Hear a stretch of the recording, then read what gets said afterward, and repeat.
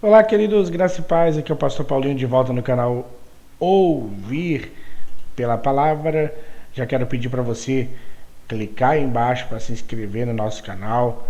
Do ladinho aí tem um sininho para você clicar também para ser notificado cada novo vídeo que nós colocarmos aqui no canal Ouvir pela Palavra, tá bom? Será um grande prazer ter você aqui somando conosco. Nós criamos um grupo de WhatsApp para professores e superintendentes da escola dominical. Isso mesmo. Nós temos um grupo de WhatsApp onde os professores e superintendentes compartilham os seus estudos, aquilo que tem adquirido nesse período. Então, se você quiser fazer parte, deixa aqui nos comentários o seu nome, tá? E o número do seu WhatsApp. Nós teremos o enorme prazer de poder inserir você para que você possa também nos ajudar aí nesse grande ministério, tá bom? Também quero pedir para você compartilhar aí nas suas redes sociais os nossos vídeos, compartilhar aí o nosso material, tá bom? É muito importante a gente criar essa corrente aí de mútua ajuda. O canal Ouvir pela Palavra também sempre oferece a possibilidade de você melhorar a sua performance como professor de escola dominical. Você que é professor, você que é superintendente, você que é pastor, você que é presbítero, você que é aluno e quer fazer um curso que vai melhorar a sua performance como professor de escola dominical, eu vou deixar aqui na descrição desse vídeo o link para você clicar, para que você possa saber como participar desse maior treinamento. Eu tenho recebido feedback de várias pessoas que têm aí nos agradecido por esse grande reforço nas suas carreiras de professor de escola dominical. Então, se você deseja, tá aqui na descrição desse vídeo, é só você clicar no link que vai direcionar você para a página que vai ter toda a informação necessária que você precisa para saber como participar, tá bom? Bom, vamos lá, hoje nós vamos abordar a lição de número 5 e a lição de número 5 tem por título Enfrentando as Tensões no Casamento. Isso mesmo, enfrentando as tensões no casamento. Para começar a conversa, eu quero falar com vocês um ditado popular que a minha avó tinha. Ela dizia que ela não era cristã, né, era católica. Ela dizia que lá no céu tinha um queijo, mineira, né? Pensa em queijo. Então lá no céu tinha um queijo e uma faca. E esse queijo era para que todos os casais que não tivesse nenhuma discussão durante a sua vida aqui na terra e fosse para o céu, deveria cortar para comer um pedaço. E aí ela dizia que até então, quando ela contava a história, que esse queijo não havia sido partido. Então é fato que a gente sabe que os conflitos vêm, né? A maioria dos casais já passaram ou passam, né? Enfrentam no momento essa dificuldade dos seus relacionamentos, mas que isso é pertinente, isso é normal, faz parte. Nós vamos ver aqui o que de bom a gente pode tirar desses conflitos. Aqui, de certa forma, isso pode contribuir para o nosso crescimento e o nosso desenvolvimento. O texto áureo, o bispo Arno Ferreira colocou esse texto de Filipenses 4:8, né? Quanto aos mais irmãos, tudo que é o verdadeiro, tudo que é honesto, tudo que é justo, tudo que é puro, tudo que é amável, tudo que é de boa fama, se há alguma virtude, se há algum valor, louvor, aliás, nisso pensai. Então já logo aqui o texto falando acerca do que deve ocupar o nosso pensamento. A maioria dos conflitos, principalmente na questão do ciúme, se dá por coisas inventadas, ou seja, são flechas de pensamentos que não têm coesão, né, com a realidade. São pensamentos talvez assim desvirtuosos sobre alguma questão, sobre alguma realidade, sobre alguma ação de alguém, e que esse pensamento que a pessoa mesma alimenta, que ela mesma faz de forma equivocada dentro da sua mente, faz com que haja aí certas discussões, que haja certas cobranças, que haja certas desconfianças através desses pensamentos pré-concebidos. Então, é importante a gente ter na mente que os cônjuges, né, marido, mulher, precisam ter esse entendimento, que vão enfrentar dificuldades, vão enfrentar lutas, vão enfrentar batalhas nos seus casamentos, mas é importante aprender, saber lidar com esses conflitos, porque é aí onde está a vitória de todos nós, é a questão de sabermos como lidar com esse tipo de situação, tá certo? Então, haja visto que os casamentos, relacionamentos são desafiadores, no tópico primeiro da lição, o nosso comentarista, pastor Abner, ele diz que para a gente falar acerca das descobertas da vida a dois e como contornar os conflitos com sabedoria. Então, quais são as descobertas da vida a dois? Isso a gente vai ver agora, e a gente vai aprender também como contornar esses conflitos, mas contorná-los com sabedoria, sem fugir da realidade, sem fugir do problema, sem querer ignorar os problemas, sem querer menosprezar os problemas, mas também sem querer sobrepujar, pensar de maneira exacerbada sobre alguma coisa, que ao invés que aquilo é pequeno, e aí a pessoa na mente faz aquilo grande. Porque é fato que nós teremos essas tensões nos nossos relacionamentos. E na lição passada, a gente percebeu que os casais precisam lidar com as diferenças. E nessa lição, o nosso foco é a realidade dos conflitos familiares, que podem surgir a partir dessas diferenças elencadas na lição anterior, como também das imperfeições e limitações humanas, né?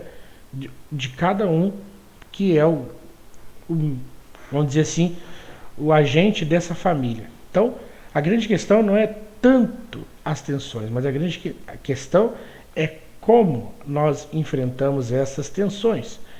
E aí, nós precisamos entender quais são, o que de fato é essas tensões, né? Tensão é aquela expressão e sentido de estado que ameaça romper-se, né? E aí, a gente vai perceber que, independente do ambiente, a realidade das tensões tem sua origem no próprio ser humano, como revelado em Gênesis 3:7.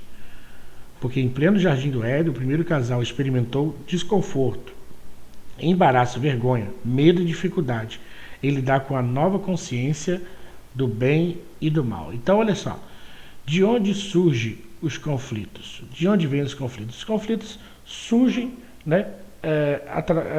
As dificuldades aparecem por conta da nossa própria natureza. Nós somos falhos, né? As coisas acontecem dentro de nós, acontecem aqui dentro, primeiro acontece no nosso coração, e depois elas têm uma escala aí de crescimento. Nós vemos que o conflito no lar é quase universal. Em Gênesis 2:24 a gente lê que o casamento, né, se dá com os seguintes verbos: deixar, eu vou colocar aqui para você ver, olha só, deixar o homem, o pai e a mãe, unir-se a sua mulher, tornando-se uma só carne. Então, 3 verbos. Quais são? Deixar, unir e tornar-se um. Então vai indicar o quê? O propósito de Deus no casamento. E um dos principais ícones que tem levado os conflitos dentro do casamento é porque os homens e as mulheres têm se afastado dos princípios bíblicos, têm se afastado dos princípios da palavra de Deus. E uma vez que foge os princípios da palavra de Deus, esses conflitos vêm. No 1.2 da lição, o comentarista fala que as coisas começam depois do sim, né? Então, segundo Estevão Souto, não existe um casal que nunca tenha enfrentado conflito em sua jornada conjugal. Agora, no dia a dia, saber lidar com elas de forma sábia é o que determina o sucesso ou o fracasso do relacionamento. Então, é a maneira com a qual nós lidamos com as questões. Então, uma vez que o casal chegou diante do líder espiritual, do pastor, e disse sim, há o entendimento de que agora, depois desse sim, as coisas começam a acontecer. E o casamento não deve ser infeliz. Às vezes a gente retroalimenta os relacionamentos como sendo uma coisa horrível, né? Os nossos jovens às vezes têm preocupações sobre o casamento de forma demasiada, porque a maneira com a qual a gente apresenta os relacionamentos é de forma ruim. Então o casamento não deve ser infeliz e não será se entendermos o que Deus pretende. Que seja o quê? Que a gente siga as suas instruções. Um casamento de acordo com a palavra de Deus e piedoso oferece uma vida inteira de oportunidades para que duas pessoas abençoem umas às outras e essas duas pessoas abençoem as suas famílias em o nome de Jesus. Então é isso que o casamento proporciona. A gente tem que entender que é depois do sim, né, que começam a realidade. Agora, quais são os sinais que antecedem o sim? Os sinais que antecedem o sim geralmente é aquela preocupação naquela preparação do casamento, né? Preocupado com a festa, com a lua de mel, com o vestido da noiva, o local que vai ser feito,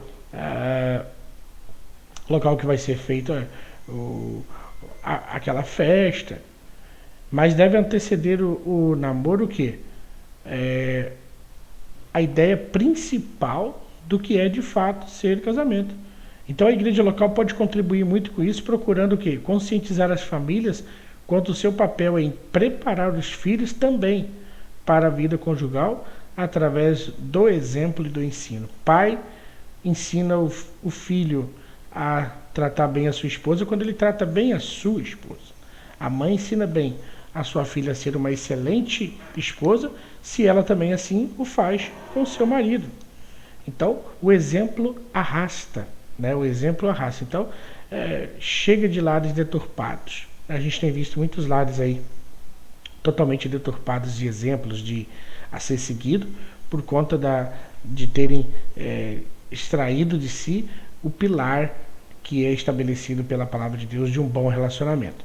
Como subsídio do 1.3, a gente vê a Leonora Ciribelli escrevendo sobre a importância do antes de casar-se. Ela diz assim: de fato, muitas cerimônias são belíssimas e mesmo surpreendentes. Contudo, muitas são apenas um cenário para se recordar, que permanece nas fotos, pois, após o término da cerimônia, é como se o casal já tivesse feito tudo o que deveria.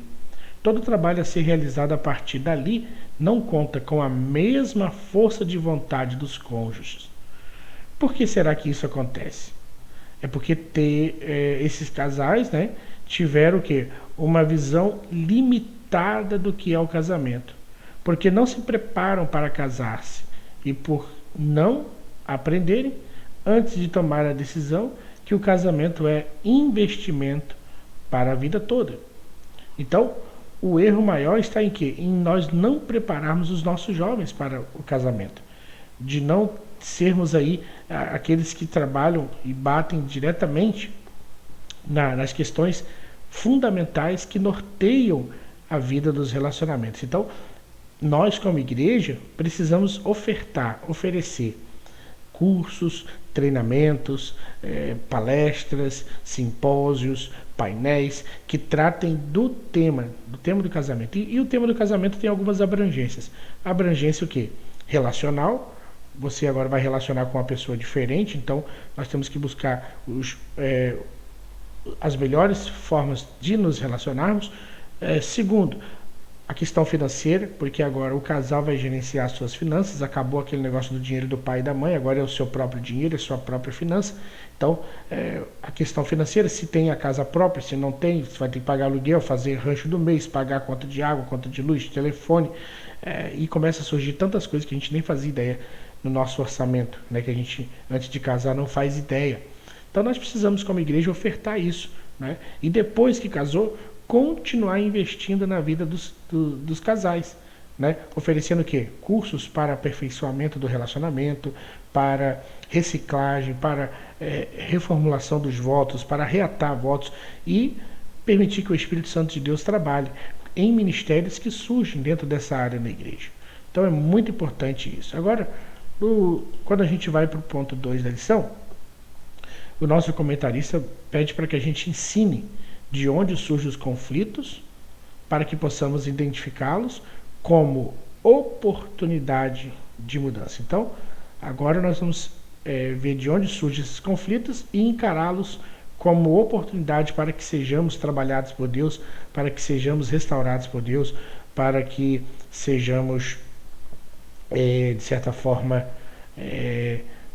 moldados conforme a vontade do Senhor.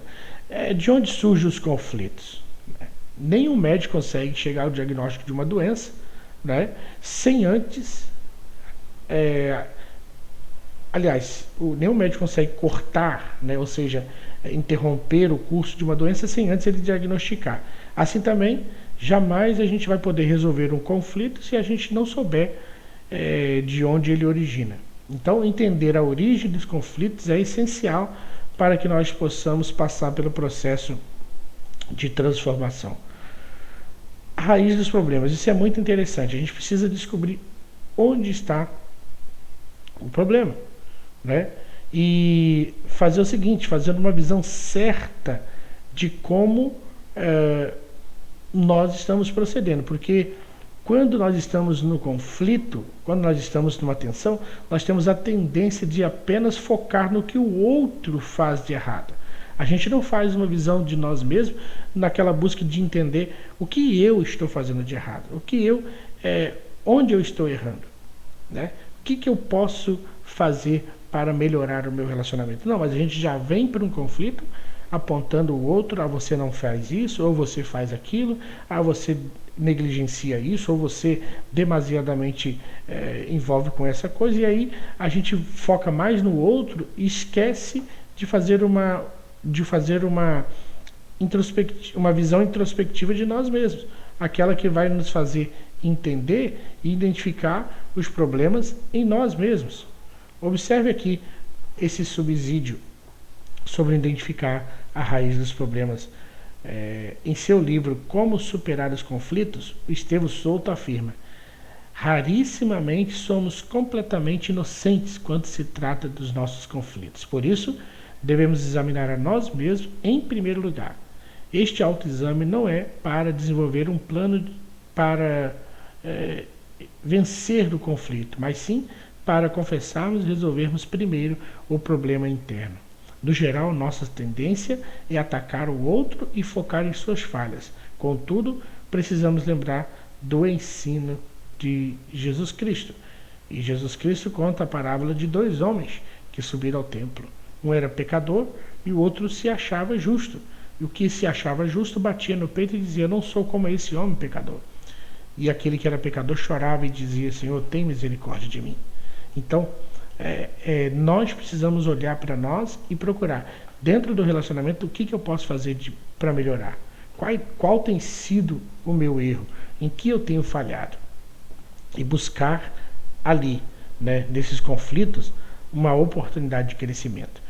Quem aqui que vai fazer uma reforma na casa que não tenha que quebrar uma parede, que não tenha que arrancar alguns pisos, que não tenha que raspar talvez aí um reboco para fazer uma pintura, colocar uma massa? E essa parte da reconstrução, essa parte da reforma, ela é muito estressante.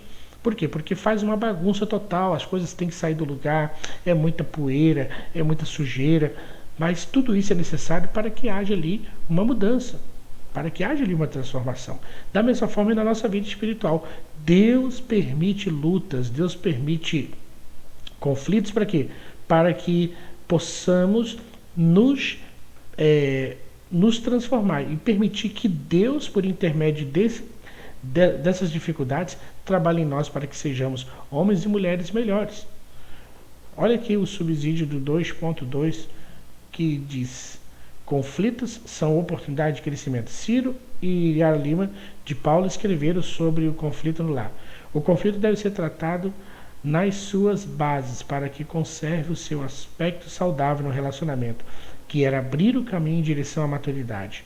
Caso contrário, ele se converterá em crise, ganhando dimensões tais que fujam ao controle do casal. É preocupante quando um casal diz que nunca experimentou divergência, ou seja, conflitos no relacionamento, pois isto sugere uma relação superficial. Eu já vi alguns casais dizendo para mim isso aí: a gente nunca brigou, ou a gente não briga. Os conflitos são necessários. É através do conflito que se abre janelas, portas, caminhos para que haja um conhecimento mais profundo um do outro. Uma vez eu fui assistir uma palestra e o pastor que estava dando aquela palestra naquele seminário, ele disse assim, decepcione as pessoas o mais rápido possível. A princípio, quando eu vi essa palavra, eu fiquei assim um tanto quanto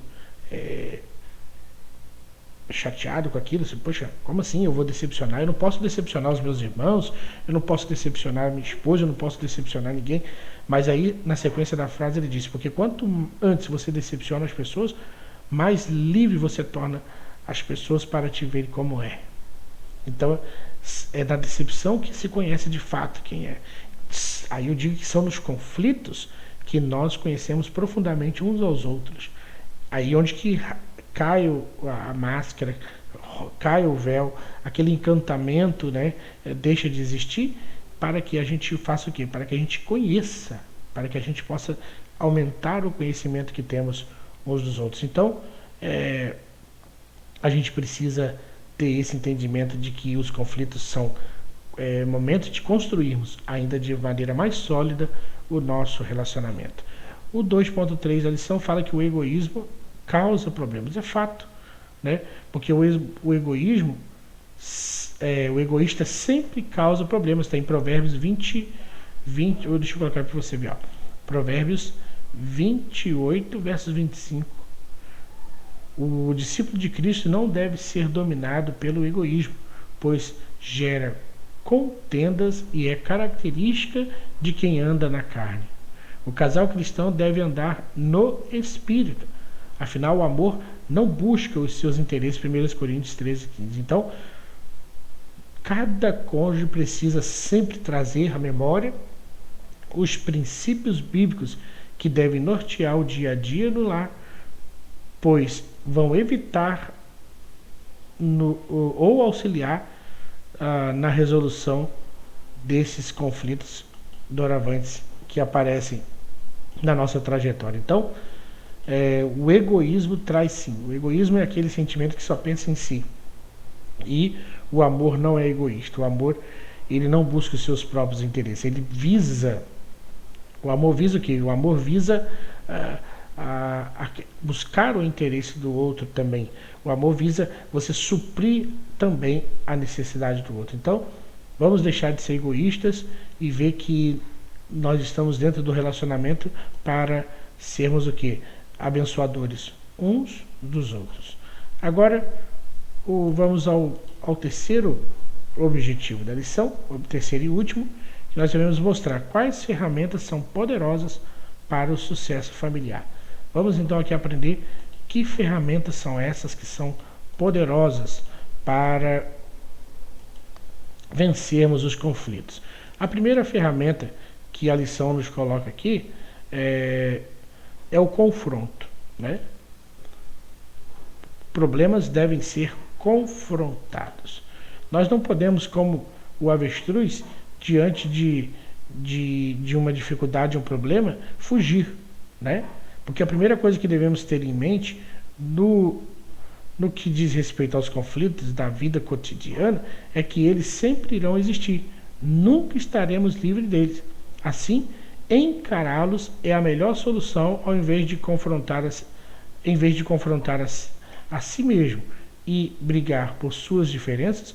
O casal sábio procura ser um agente pacificador, né, no enfrentamento dos conflitos familiares.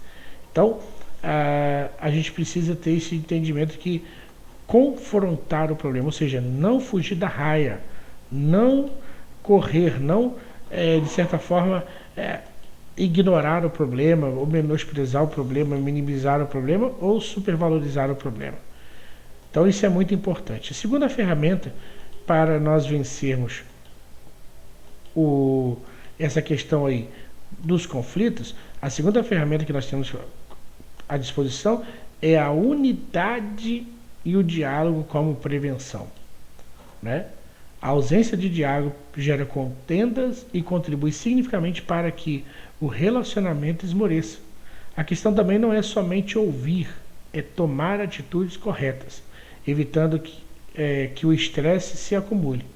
Apesar de vivermos em tempos repletos de ocupações, cônjuges precisam priorizar tempo para conversar. Sem isso, os assuntos se acumulam e ficam mal resolvidos. E aos poucos, o relacionamento entra num círculo vicioso e negativo. Gente, diálogo previne os conflitos.